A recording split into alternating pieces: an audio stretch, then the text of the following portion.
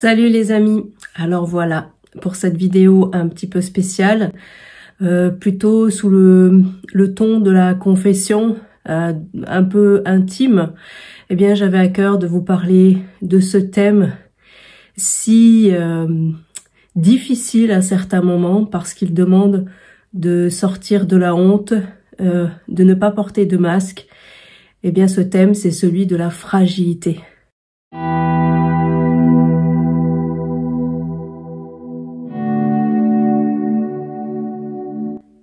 Et comme vous l'entendez certainement, j'ai le souffle très court. Je suis malade. J'ai attrapé, je pense, un bon rhume. Rien de très grave, j'ai un peu de fièvre, mais ça va. Et je me suis dit que c'était certainement le meilleur moment pour tourner cette vidéo. C'est vrai que quand on est malade, on a l'impression que la terre entière s'arrête. Et pourtant, la vie continue de suivre son cours, n'est-ce pas ? Et du coup, j'avais à cœur de vous partager un petit peu mon cœur, justement. Et j'en profite, si vous ne l'avez pas encore fait, de vous demander de vous abonner, de mettre un pouce bleu en dessous de la vidéo, d'activer la cloche des notifications dessous aussi, et puis de mettre un commentaire dans l'espace commentaire. Alors, la faiblesse. La faiblesse, c'est quelque chose dont on n'aime pas parler. Et pourtant, c'est quelque chose dont on est souvent victime, ou en tout cas, quand on est en état de vulnérabilité, on se sent victime. On n'aime pas être faible, on préfère être fort. Et c'est toujours difficile de montrer ses faiblesses aux autres, même si tôt ou tard, les autres finissent de toute façon par voir nos faiblesses. Et souvent d'ailleurs, on peut se couper d'amitié, se couper de liens parce qu'on n'a pas envie que les autres voient nos faiblesses. Et de plus en plus, il y a des personnes qui s'isolent parce qu'elles ont une forme de honte de montrer leur vulnérabilité. Pourtant, l'apôtre Paul lui-même dit que c'est quand il est faible qu'il est fort. C'est dans ma faiblesse que je suis fort. Et c'est vrai, je peux le dire pour moi-même. Effectivement, c'est dans la faiblesse, dans ma faiblesse que le Seigneur me rend forte. Paul va même plus loin dans 2 Corinthiens 12:10 que je vous invite à lire où il écrit « C'est pourquoi je me plais dans les faiblesses, dans les insultes, dans les détresses, dans les persécutions, dans les angoisses pour Christ, car quand je suis faible, c'est alors que je suis fort. » Et puis je peux citer d'autres versets comme dans 2 Corinthiens 12:9, le verset juste avant où il dit « Et il m'a dit, Dieu m'a dit, ma grâce te suffit, car ma puissance s'accomplit dans la faiblesse. Aussi, je me montrerai bien plus volontiers fier de mes faiblesses, afin que la puissance de Christ repose sur moi. » Et je me suis dit que je pouvais vous citer plusieurs versets qui parlent de cet état de faiblesse, et du coup, je vais faire un petit peu une suite. Dans Romains 8:26, Paul écrit « De même, l'Esprit aussi nous vient en aide dans notre faiblesse. En effet, nous ne savons pas ce qu'il convient de demander dans nos prières, mais l'Esprit lui-même intercède pour nous par des soupirs que les mots ne peuvent exprimer. » Dans Philippiens 4:13, Paul écrit « Je peux tout par celui qui me fortifie, Christ. » Finalement, il est écrit dans 2 Timothée 1:7 que cet esprit, c'est l'esprit de Dieu. Et cet esprit n'est pas un esprit de timidité, mais un esprit de force, d'amour et de sagesse. Dans Hébreux 4:15, il est écrit « En effet, nous n'avons pas un grand prêtre, donc Jésus-Christ, incapable de compatir à nos faiblesses. Au contraire, il a été tenté en tout point comme nous, mais sans commettre de péché. » Pourquoi je cite tous ces versets? Parce que, comme vous le voyez, je suis en état de faiblesse et comme le Seigneur m'y invite, je vous invite aussi, comme il est écrit dans Matthieu 11:28, Jésus dit « Venez à moi, vous tous qui êtes fatigués et courbés sous un fardeau, et je vous donnerai du repos. » Alors ça me semblait important de parler de la faiblesse, parce que comme vous le voyez, Paul lui-même n'avait pas honte de montrer ses faiblesses, de les écrire. Et bien plus que ça, il va plus loin en disant que la puissance de Dieu se manifeste dans sa faiblesse, que l'Esprit du Seigneur, la puissance de cet Esprit se manifeste à travers la faiblesse de Paul. Paul va plus loin en disant que, à un moment donné, effectivement, ce n'est plus moi qui vis, c'est Christ qui vit en moi. Alors, est-ce que je suis faible? Parce que c'est vrai que souvent, quand on regarde mes vidéos, on peut imaginer de temps en temps que je suis peut-être un peu plus forte que la moyenne. J'ai de plus en plus de personnes qui s'appuient sur moi d'une certaine manière, même si toujours j'essaye de renvoyer ces personnes à Christ lui-même. C'est vrai que le Seigneur me donne de m'occuper de plus en plus de personnes, de prendre du temps pour ces personnes-là, c'est vrai. Et pourtant, je reste comme vous, je reste un être humain qui a ses faiblesses. Et aujourd'hui, pourquoi c'est une vidéo un peu confession? Eh bien, parce que je veux vous montrer, non pas parce que je suis exhibitionniste, mais je veux vous montrer que moi aussi, j'ai mes faiblesses. Sans vouloir faire une grande vidéo, je dirais, sans vouloir vous faire peur aussi, mais je dirais quand même qu'il y a, oui, un prix à payer pour servir le Seigneur. Alors, évidemment, ce prix, ce n'est pas Dieu, hein, ce n'est pas Dieu qui envoie ce prix à payer, mais c'est le monde, voilà. En servant le Seigneur, eh bien, il y a tous les esprits qui sont opposés à l'Esprit de Dieu, qui se lèvent, qui se mettent en œuvre pour nous affaiblir, pour nous asservir, pour nous coucher, pour nous paralyser, pour nous empêcher de servir le Seigneur. Et je peux vous le dire parce que je l'expérimente de plus en plus, oui, ces esprits ne sont pas du tout contents que je serve le Seigneur. Même si je sais que j'ai encore à progresser sur plein de sujets, même si je sais que le Seigneur doit m'émonder encore plus parce qu'en m'émondant, il va me faire porter plus de fruits, je sais pour autant que ce que je fais déplaît fortement à l'ennemi. Et du coup, il essaye de passer par des personnes pour me détruire, des personnes que je ne peux même pas soupçonner au départ que ça puisse arriver. Et je sais maintenant que ce que l'on doit regarder, ce n'est pas la personne elle-même, mais les esprits qu'il y a derrière.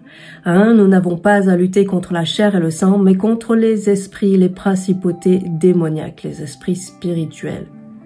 Et c'est vrai.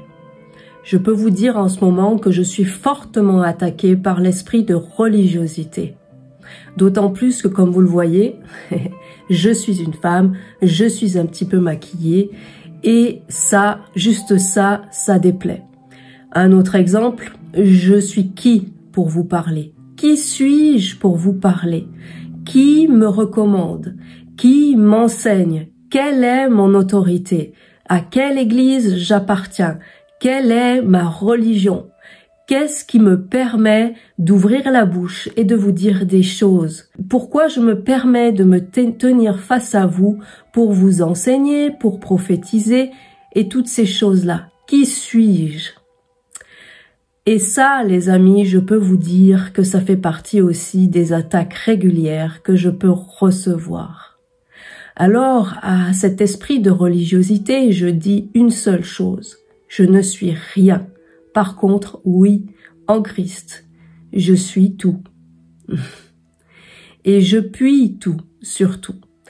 Ce que j'ai reçu comme autorité, c'est la même autorité que Jésus-Christ. Pourquoi? Parce qu'il m'a donné son esprit. Et par son esprit, je reçois cette autorité pour vous chasser. Et pour vous dire de retourner d'où vous venez.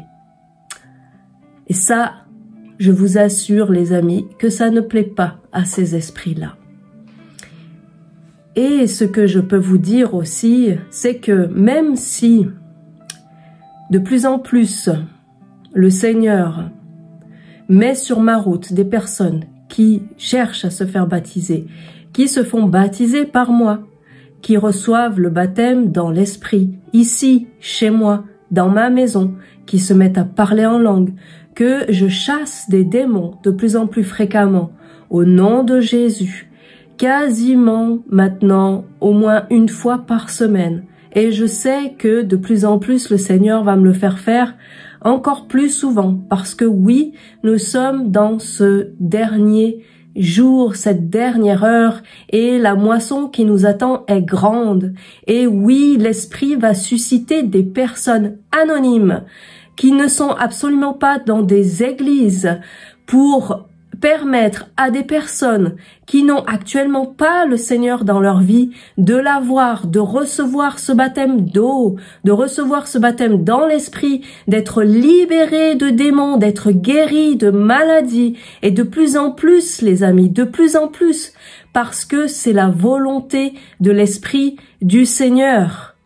Et c'est vrai qu'en disant cela, j'ai une forme de force qui sort à l'intérieur de moi, alors que je vous le dis, mon corps est faible, ma chair est faible, j'ai de la fièvre en ce moment, je suis fatiguée en ce moment. Et pourtant, j'ai cette chose en moi qui dit une seule chose: rien ne pourra empêcher l'Esprit du Seigneur de moissonner ces dernières âmes, parce que oui, l'Esprit du Seigneur est en train de dire à cette Église qui en ce moment est endormie et qu'il essaye de réveiller, Jésus revient très bientôt. Et l'Esprit du Seigneur ne recherche que des personnes qui sont disposées à le servir en sortant de leur zone de confort, de leurs ornières, de leur religiosité, de toute leur structure qu'elles pensent établie par le Seigneur, qu'elles pensent juste, est vraie, qu'elles pensent solide, est fondée, parce que ces structures-là, les amis, vont disparaître, vont être ébranlées, vont tomber. Et ça, c'est quoi qui me pousse à le dire? C'est l'Esprit du Seigneur. C'est l'Esprit du Seigneur. Relisez la parabole des 10 vierges. Les vierges sages et les vierges folles. Le blé est livré. Ça ne concerne que ce peuple qui dit être l'Église de Dieu. Jésus a dit, et je l'ai dit tellement de fois dans des vidéos, Jésus a dit que son frère, que sa sœur, que son père, que sa mère, c'est celui qui fait la volonté du Père. Quelle est la volonté du Père aujourd'hui? Regardez ce qui se passe dans le monde. Plutôt que de jouer aux autruches, demandez à l'Esprit du Seigneur de vous ouvrir les yeux, de vous ouvrir les oreilles. Jésus est à la porte. Et ce n'est pas symbolique. Il arrive. Il arrive. Il arrive beaucoup plus vite que vous ne l'imaginez. En même temps, je suis un peu en colère quand je pense à tout ça, parce que je viens de l'Église, je viens de cette structure-là. Je viens de tout ça. En même temps, je suis en colère et en même temps, je suis tellement triste de voir à quel point le peuple qui se considère comme être le peuple de Dieu est encore aujourd'hui tellement endormi et choisit volontairement de rester endormi. Je prie vraiment, et je fais cette prière pour moi-même, que votre vie soit vraiment soumise à l'Esprit du Seigneur. Parce que oui, nous avons été rachetés à un grand prix. Et non, je ne crois pas que un jour sauvé, toujours sauvé. Je ne le crois pas, en m'appuyant aussi sur la Bible. Même si ce que je dis vous déplaît, je ne le crois pas. Sinon, pourquoi Jésus dirait à son Église, « Tu m'auras dit Seigneur, Seigneur, mais moi je ne te connais pas. Parce que tu n'es ni froid ni bouillant, mais tiède, je te vomirai de ma bouche. » Pourquoi Jésus dirait cela si nous sommes pour toujours sauvés? Pourquoi? Pourquoi? Et justement parce que nous avons été rachetés à un grand prix, justement parce que nous avons été rachetés à un grand prix, notre vie est faite pour porter du fruit. Oui, nous avons reçu, si nous avons expérimenté la nouvelle naissance, le fruit de l'Esprit. Mais le fruit de l'esprit n'est pas le fruit dont Jésus parle dans ses paraboles. Le fruit, c'est des âmes qui sont sauvées par notre biais. Si vous en êtes encore aujourd'hui réduit à croire que vous devez emmener des gens dans une église pour qu'ils écoutent un pasteur pour pouvoir recevoir le salut, vous vous trompez. Quand vous serez face au Seigneur, je vous assure que vous serez mis face à votre propre responsabilité de disciple. Un disciple est fait pour faire des disciples. Jésus a dit à ses disciples avant de remonter au ciel, il a dit quoi? Il a dit quoi? Allez, allez, allez. Il n'a pas dit ramener des gens dans l'église pour qu'ils écoutent parler de l'évangile. Il a dit allez. Il n'a pas dit donnez-leur des prospectus pour qu'ils lisent que c'est la bonne nouvelle. Non! C'est à nous d'annoncer avec notre bouche c'est quoi la bonne nouvelle. Allez, faites de toutes les nations des disciples, baptisez-les au nom du Père, du Fils, du Saint-Esprit. Chassez les démons, guérissez les malades, ressuscitez les morts. Alors il y a certaines dénominations qui pensent que tout ça c'était du temps des apôtres. Ok, peut-être, mais moi je vous dis que vous avez tort. Pourquoi ? Pourquoi? Pas parce que je suis quelqu'un de mieux que vous, mais parce que je le vis. Au quotidien, je l'expérimente. Je l'expérimente. Et à cet esprit de religiosité qui pourrait dire que ce que je fais, je le fais par le biais de Satan, eh bien, je vous fais la même réponse que Jésus a fait quand on lui a dit ça. Qu'est-ce que Jésus a dit aux pharisiens quand les pharisiens lui ont dit qu'il chassait des démons au nom de Belzébul? En quoi ce serait sage que Satan se batte contre Satan, les amis?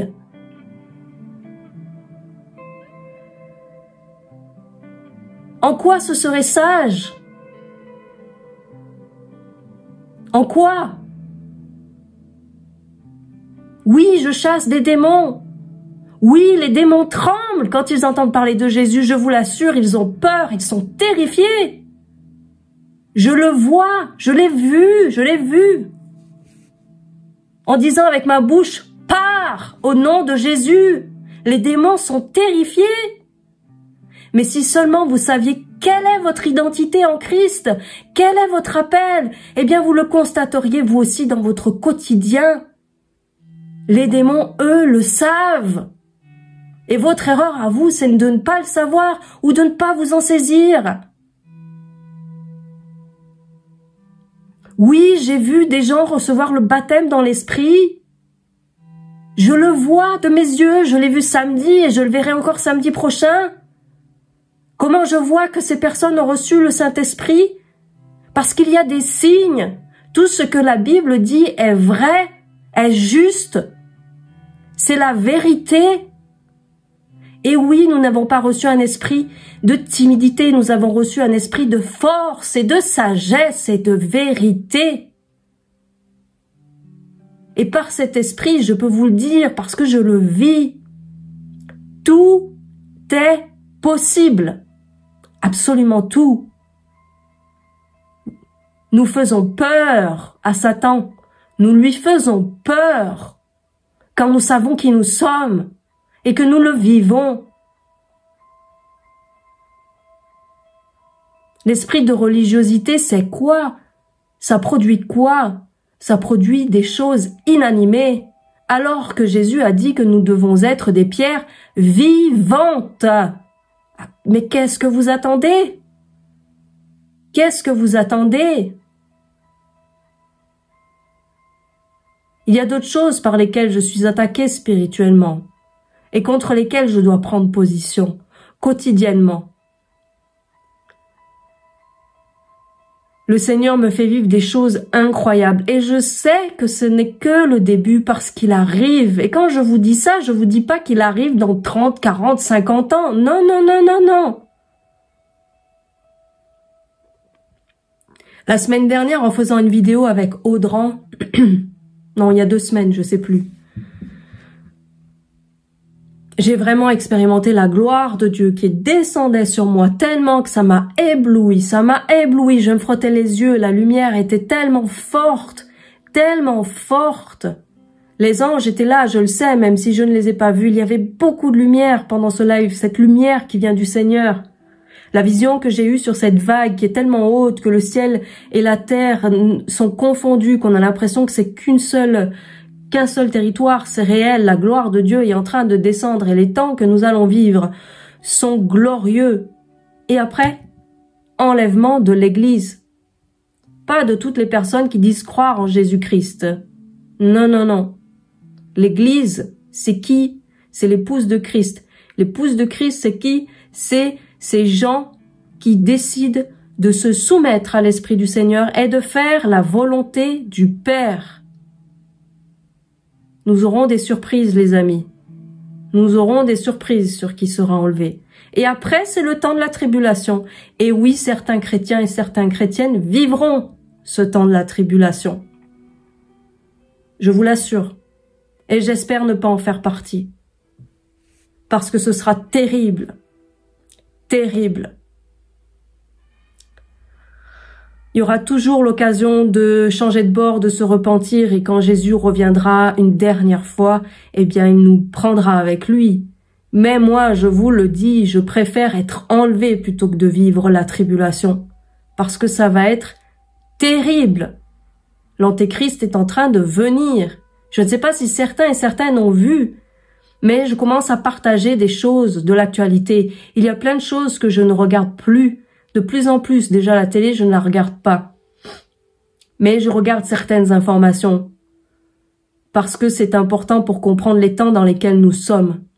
Un des meilleurs indicateurs qui montre que Christ est vraiment sur le point de revenir, c'est ce qui se passe en ce moment, actuellement, en Israël. Juste pour information, comme ça, la fête des trompettes a commencé. Rosh Hashanah. Et pour cette fête des trompettes, il y a quelque chose de très particulier. D'ailleurs, juste une parenthèse comme ça, les 7 trompettes de l'Apocalypse, c'est lié, hein. C'est lié à ce qu'on est en train de vivre. Pour cette fête des trompettes, il y a une chose très particulière qui se passe en ce moment. Il y a 5 génisses rousses, sans tache, sans défaut, parfaites qui sont arrivées en Israël et qui vont être sacrifiées. Sacrifiées en cendres pour préparer le service au temple, le 3e temple. Alors certains qui sont encore religieux, qui sont encore endormis, vont dire oui, mais le 3e temple, c'est pas tout de suite, on a encore le temps, etc., etc., etc. Non, arrêtez de croire ça. Arrêtez de croire ça. Tout est mis en place en ce moment, actuellement, pour que même un endroit qui pour le moment accueille la mosquée la plus connue du monde puisse servir pour les Juifs au service du temple, y compris aussi pour les catholiques. Ça s'appelle la religion mondiale et c'est en train de se mettre en place de manière officielle. Officielle. Tout est là pour la reconstruction du temple. Tout est là. Les plans, les objets, la tribu des Lévites qui a été retrouvée, les génisses. Tout est là pour que tout recommence, les amis. Et ça veut dire une chose, même 2 choses. Ça veut dire 2 choses. Le retour de Christ, la venue de l'Antichrist. Voilà ce que ça veut dire. Et le début des tribulations. Voilà ce que tout ça veut dire. Sans parler de tout ce qui se passe dans le monde. Des nations qui se soulèvent contre des nations. Regardez les nations qui se soulèvent contre d'autres nations actuellement. C'est pas des petits pays, hein. La Chine, les États-Unis, la Russie, l'Europe, tout ce qui se passe autour d'Israël. Soyez attentifs. Arrêtez de jouer aux autruches. Qui je suis pour vous parler? Ni plus ni moins qu'une disciple de Christ qui essaye de faire sa volonté, qui essaye d'être à l'écoute du Saint-Esprit, qui essaye de marcher selon l'Esprit, qui essaye de se soumettre à l'Esprit du Seigneur. Alors oui, ça a un prix. Ça a un prix parce que vraiment ce que je fais déplaît à l'ennemi et il essaye de m'arrêter, il essaye de m'attaquer, il essaye de m'empêcher par tous les moyens, y compris par des paroles qui peuvent venir de frères et de sœurs dans la foi. Et là, je comprends et je mesure de plus en plus quand Jésus a dit à Pierre, « Arrière de moi, Satan ». Et ça demande du discernement, énormément de discernement, énormément. Sous couvert de bien, sous couvert de bon, on me dit des choses qui pourraient m'arrêter, me remettre en question, tout ça. Et toujours sur mon identité. Qui je suis? Pour qui je me prends? Mais de quel droit je me permets de croire ci et de croire ça? Et qu'est-ce que j'enseigne? Et tout ça. Et moi, je vous le dis et je vous le redis, ne m'écoutez pas. Vérifiez tout ce que je dis. Priez, intercédez, parlez en langue, lisez votre Bible et vous verrez. Parlez en langue encore plus ces temps-ci. Lisez les prophètes, tous les prophètes. Relisez votre Bible, demandez au Saint-Esprit de vous donner soif de lire la parole. Tout est en train de s'accomplir sous nos yeux. Il n'y a rien de caché, même le mensonge n'est plus caché. J'ai même eu quelqu'un qui m'a dit « Mais comment tu oses faire une vidéo pour dire aux gens de se rebeller contre l'autorité? Comment tu oses faire des vidéos pour dire aux gens d'aller manifester ?» Déjà, c'est tellement raccourci par rapport à ce que j'ai essayé de dire, de faire comprendre. Mais bon, soit, c'est pas très grave. Et moi, je vous retourne cette même question. Comment osez-vous décider en votre âme et conscience, justement, d'endormir votre conscience, de la verrouiller, de mettre votre tête sous la terre comme une autruche? Comment osez-vous faire ça? Et encore plus si vous êtes croyant, et encore plus si vous avez des enfants. Comment osez-vous vous dire chrétien? C'est violent ce que je suis en train de dire. Et après, il y a encore l'esprit de religiosité, tu es qui pour juger? Justement, je suis un être spirituel qui peut juger de tout. De tout. Mais vous inquiétez pas, je ferai une vidéo spéciale sur le jugement. Ce que je juge, ce n'est pas vous, votre personne. Ce que je juge, c'est ces esprits qui vous poussent à rester endormis. Voilà. Et après, il y a ceux qui se disent, bah oui, Jésus revient, on n'a plus rien à faire, ce monde va à sa perte, il n'y a plus rien à faire. Juste à attendre. Mais c'est faux, en fait. C'est faux, en fait. Votre part, si vous êtes disciple de Christ, c'est de manifester l'amour de Dieu, la puissance de Dieu, la justice de Dieu sur cette terre. Et bien sûr, par vous-même, c'est impossible. Mais si vous êtes né de nouveau, encore une fois, et que vous avez reçu l'Esprit du Seigneur, encore une fois, vous avez reçu cet esprit-là qui va vous permettre de manifester l'amour de Dieu, de manifester la justice de Dieu, de manifester la puissance de Dieu. Et moi, en ce moment, je suis en train de passer du temps dans la présence de Dieu. Je suis en train de commencer à jeûner. Parce que je vois des choses de plus en plus incroyables.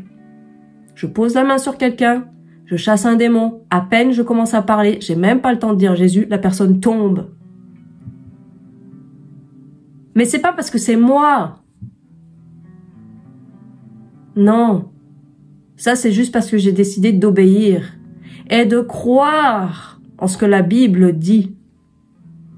Pas juste de manière intellectuelle, pas juste de manière émotionnelle, mais de le croire en actes, de poser des actes.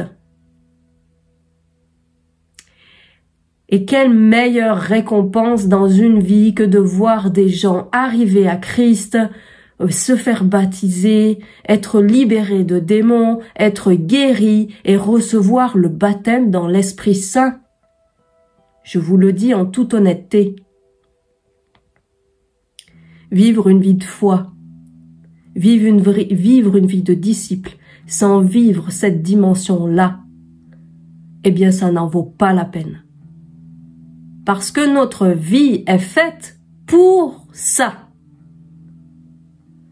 Et souvent, dans ce système religieux aussi, on va dire, oui, mais ça, c'est pour certaines personnes. C'est pour les pasteurs, c'est pour les apôtres, c'est pour les prophètes, c'est pour les gens qui ont une grande onction, ou je ne sais. Non, c'est faux. Ce sont des mensonges. Et l'ennemi vous tient par ces mensonges-là. Alors, je fais cette vidéo pour dire à ces esprits mauvais, à ces esprits méchants, à cet esprit de religiosité, va-t'en. Vous n'avez aucun pouvoir sur ma vie. Ma vie est à Christ. Et oui, je sais ce que ça veut dire. Oui, il y a un prix à payer. Alors voilà. C'est vrai que même encore dernièrement, une amie pleine de bienveillance m'a dit « Mais tu chantes avec qui? Avec qui tu fais ta communion fraternelle ?» Mais c'est pas parce que je vais pas dans une église institutionnelle que je ne vis pas l'église. Tout ça, c'est l'esprit de religiosité et je le chasse, je le bannis au nom de Jésus-Christ. Voilà. Alors cette vidéo, c'est pour vous dire que oui, je le vis au quotidien. Et je peux vous le dire, j'ai même eu des esprits mauvais, tellement méchants, qu'ils sont passés par des personnes qui me sont ultra proches, qui ont voulu me tuer, littéralement. Littéralement. Je vous assure. Je vous assure. Et juste après, j'ai vécu des choses tellement glorieuses. Que oui, je sais que l'ennemi veut ma peau. Ça, j'en ai totalement conscience. Mais ma vie est à Christ. Et je peux vous dire qu'en vivant tout ce que je vis, je ne peux dire qu'une seule chose, je ne retournerai pas en arrière. Je ne m'arrêterai pas. Je ne m'arrêterai pas. Et je prie que si un jour mon corps est encore plus faible, je puisse continuer à faire la volonté de mon papa. C'est tout. Je prie, et ça c'est ma prière de tous les jours, qu'il n'y ait rien qui fasse entrave à la volonté de mon papa dans ma vie. Même si l'ennemi essaye de me détruire, de m'immobiliser, de me rendre malade, de m'empêcher de faire ce que j'ai à faire parce que l'Esprit du Seigneur me l'ordonne, me le demande, eh bien je ne m'arrêterai pas. Et je vous assure, j'ai vraiment été au plus bas dans les dernières semaines, notamment à partir de l'hiver dernier. J'ai été au plus bas, psychologiquement, mentalement, physiquement. Et pourtant, c'est vrai, spirituellement parlant, je n'ai jamais vécu des choses aussi fortes, aussi précieuses, aussi incarnées, aussi puissantes, aussi magnifiques, aussi belles que ce que j'ai pu vivre dans les derniers mois. Et je sais que je suis appelée à vivre encore plus. Je le sais, et je ne suis pas la seule que Dieu appelle dans ce chemin. Alors, que le Seigneur vous éclaire, qu'il vous aide à obéir, qu'il vous rende disponible et qu'il vous aide à marcher non selon la vue, mais par l'Esprit du Seigneur. Soyez bénis.